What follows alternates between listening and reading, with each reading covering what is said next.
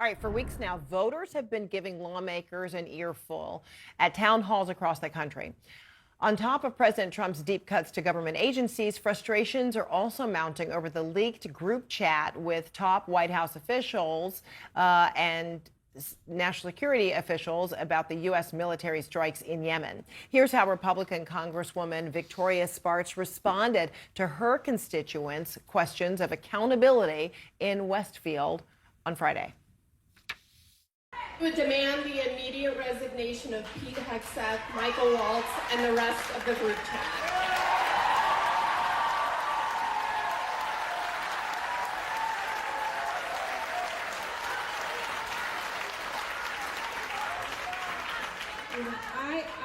So let me just address, no, I will not demand their resignation.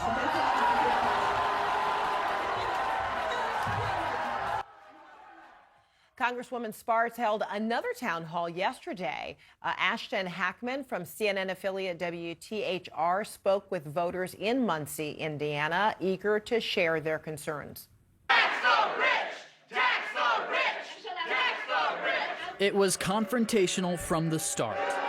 Nearly 100 people filling the room in Muncie City Hall, pressing Congresswoman Spartz for answers on issues of government spending, health care, and DOGE cuts from President Trump and Elon Musk.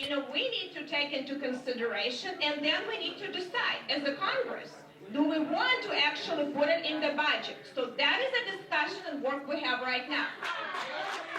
Answers at many times masked by uproars from the crowd. Any opportunity that our representatives give us to be involved in their decision-making process, it's incredibly important to step up and do that.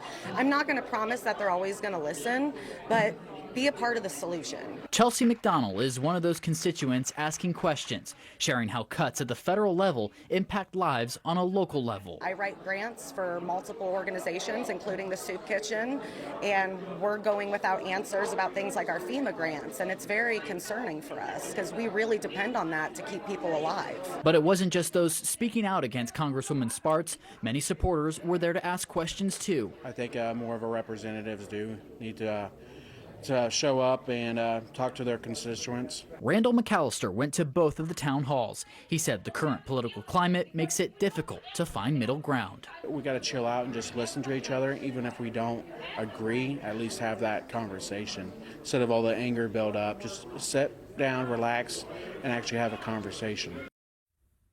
Our thanks to Ashton Hackman from our CNN affiliate WTHR.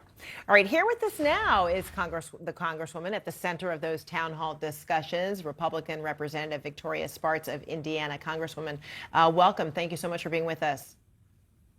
Thank you for having me, Frederica. All right, so people in the audience in the Westfield town hall were quite upset, challenging you, among other things, on whether Defense Secretary Hegseth should be fired or removed. You said no to that. So what are among the other things that you told voters that you are considering as it pertains to DOGE activity, including firings and department dismantling?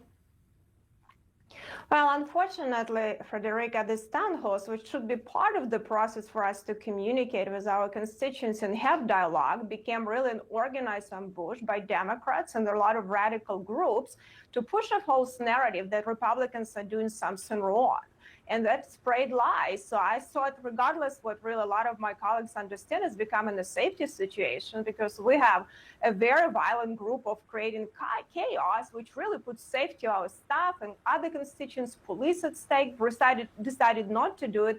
I thought we still need to do it because we shouldn't be silenced and we need to talk about the issues that are important for the American people because we try to legislate a lot of good issues and that will benefit Americans. So we did that, but unfortunately the action was very violent. And I'll tell you about the questions relating to Pete Hegseth. It's kind of hypocritical that, that a lot of people are so fighting for the same due process for people here illegally, which realistically we can do only in a limited way. They don't feel that actually people like Pete Hegseth should have a due process before we're going to do any, demand resignations and take them out of their position that they were appointed to. If some innocent mistakes happen, we always have room for improvement. But I think they're entitled for more due process, not a mob rule, than illegals in our country that violated law and working with cartels and create dangers in the country. So but are you unfortunately, disputing? the other side doesn't want to have dialogues. So are you disputing that a number of the people that are showing up at your town halls are legitimate constituents? I mean, I would think that, you're in your third term, you probably recognize a lot of your voters at many of these town halls. And do you feel that that was representative of your district and the sentiments that people were conveying to you? No, I'm actually a lot in my district, had a lot of meetings beyond town halls. This is organized by Democrats. They did a lot of social media posts. A lot of them were standing, and very radical groups in my district were standing all day to make sure that they can get in first, because we even expanded capacity for the first town hall. It still was, normal if we don't have so many people, because ultimately that's agenda, organized group of people. So they wanted to make sure they get in, and there were professional protesters, agitators. They do it in other places, that they get in first, that they can flood the room, that a lot of legitimate constituents couldn't even come. So some of them, a lot of them probably are constituents. We have a very diverse district, but they represent extreme left, not represent really the Indiana 5th district, because majority of people in my district don't want violence. They don't want to spit on my stuff and scream for 2 hours, and they want to have a conversation. That's not a majority of Americans, and truly, I don't think majority of Americans want violence. Well, it didn't look like from a lot of the videotape I saw that there was violence, but people certainly were very emotional. And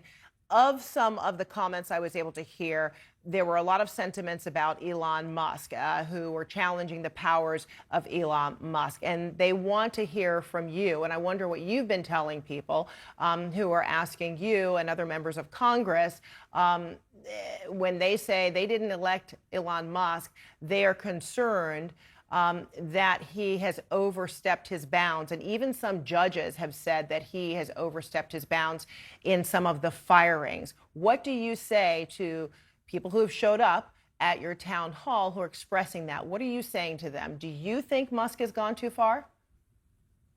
No, actually, Musk has been very helpful for us to bring more transparency and audit better the government, that the Congress can look and decide what actions we need to put into the law in our appropriation reconciliation.